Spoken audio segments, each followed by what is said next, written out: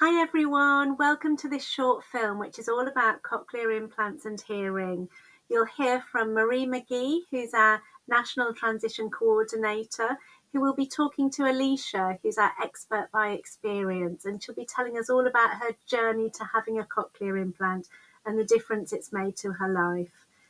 Hope you enjoy the film. Don't forget you can find further information at www.alstrom.org.uk.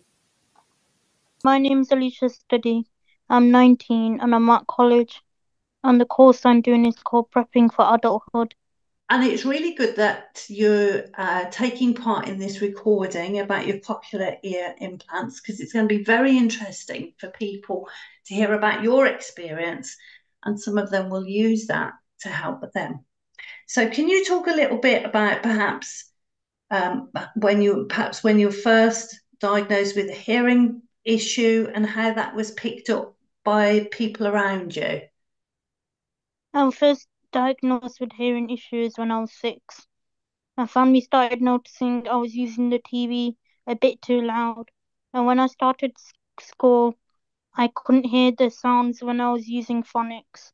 Then I had a hearing test and I got 2 hearing aids. And have you carried on with hearing aids then all the way through your childhood into growing up and being a teenager?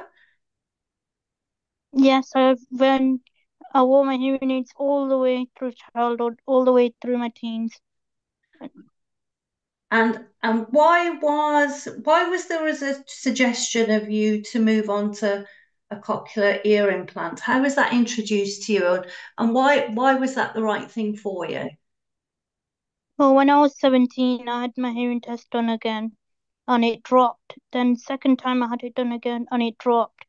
The second time after that, they talked to me about getting a cochlear implant assessment because my hearing was getting profound deaf and it was getting very deteriorated. So that's the reason why they spoke to me to get a cochlear implant assessment.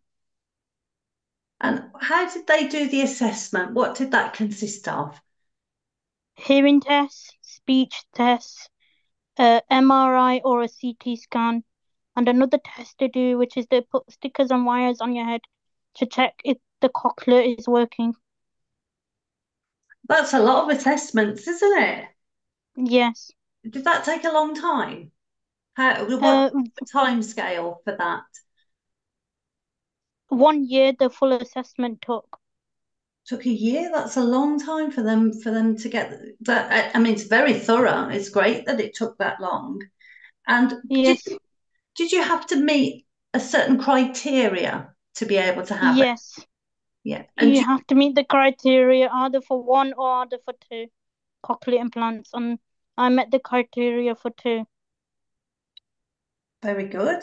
And what happened? So once they had done the assessments and once they've decided you are the right candidate and you had decided you wanted two implants, did they talk about the type of implant they would use for you?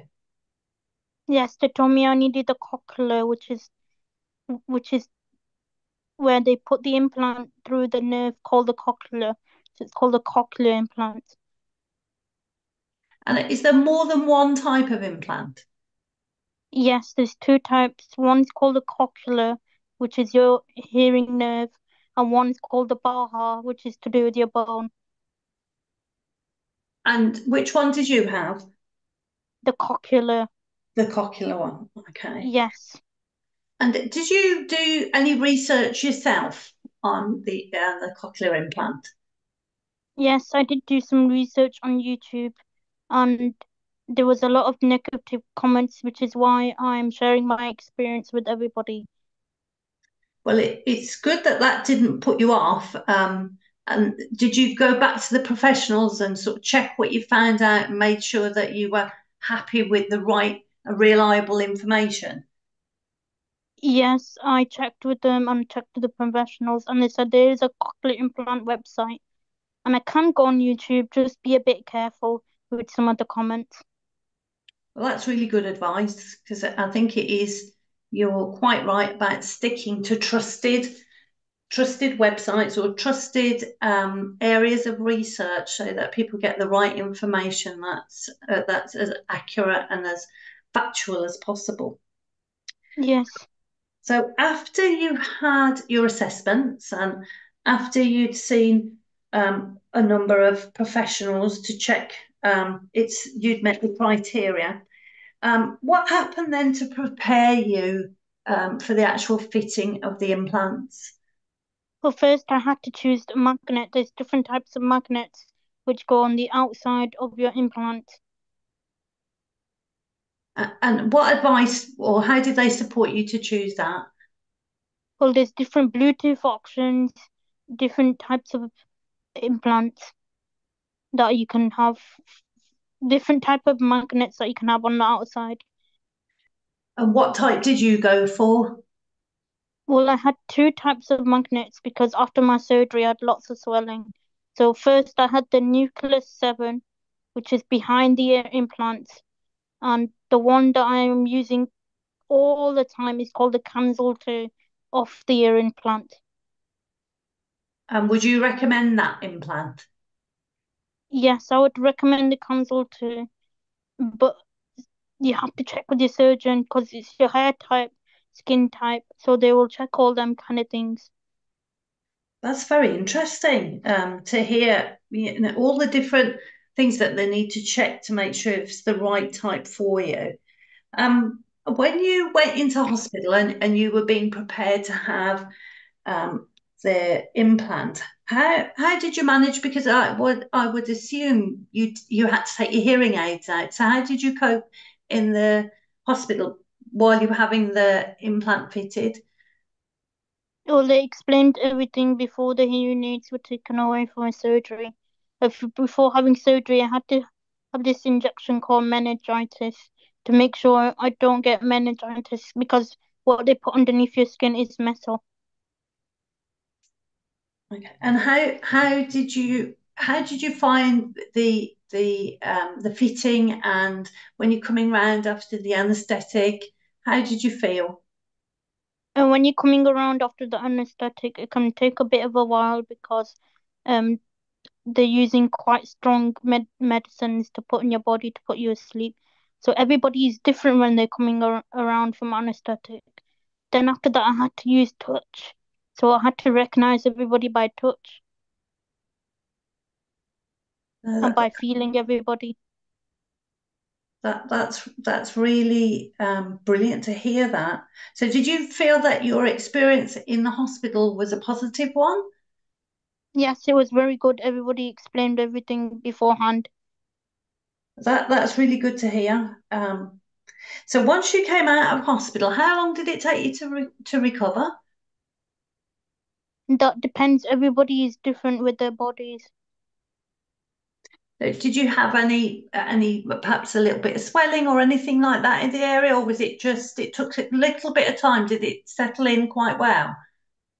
I had a bandage behind my ear and a lot of stitches underneath, and there was swelling, but that came down really well. And then how long, once the area had started the swelling had gone down, what was your follow-up appointment? What did that consist of? Well, the first appointment I had was called a switch on, which was in 7 days. And what Uh, happened at that appointment? that appointment, they checked my ears, they checked the implants, checked my skin, and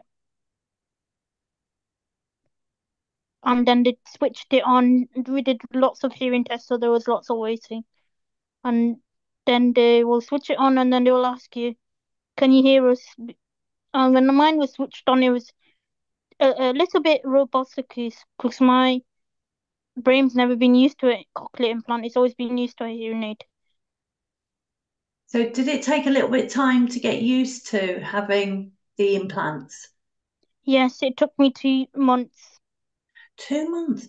And did you have both of them switched on at the same time, or did you use a hearing aid in one side and the implant to the other until you got the right balance?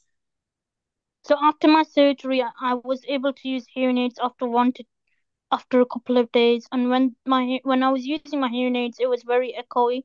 So when I had the switch on, they switched on both of the implants. Uh, they didn't give me both of them. They said take one away and use the hearing aid to communicate and leave and have the implant on at the same time. And then next time I went, I got to take both home. I would switch one, so I'd wear one hearing aid, wear one implant, and then switch over.